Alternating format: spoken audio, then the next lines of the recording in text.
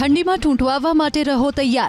હવામાન વિભાગે કરી છે આગાહી. હવામાન વિભાગ અનુસાર આગામી 2 દિવસ પડશે હાડ થીજવતી ઠંડી. કેમ કે ઠંડીનો પારો હજુ 2 થી 3 ડિગ્રી નીચે જશે.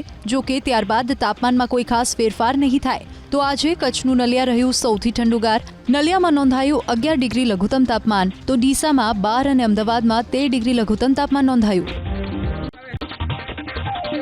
ઉત્તર ગુજરાતમાં ફરી તૂટી કેનાલ. પાટણના સાંતલપુર તાલુકામાં સિધાડા ગામ પાસે નર્મદાની કેનાલમાં પડ્યું ગાબડું.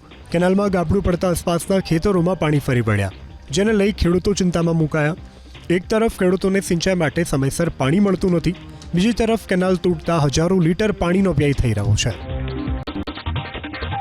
પૂર્વ આઈપીએસ સંજીવ ભટ્ટને પોરબંદર કોર્ટે મોટી રાહત આપી. 1997ના કસ્ટોડિયલ ટોર્ચર કેસમાં કોર્ટે નિર્દોષ જાહેર કર્યા. ફરિયાદી નારણ જાદવ પોસ્તરિયા તેના પુત્ર અને ભાઈને પોલીસ કસ્ટડીમાં માર મારી શોટ આપ્યાની ફરિયાદ કરવામાં આવી. પોરબંદરની કોર્ટે શંકાનો લાભ આપી અને સંજીવ ભટ્ટને નિર્દોષ જાહેર કર્યા.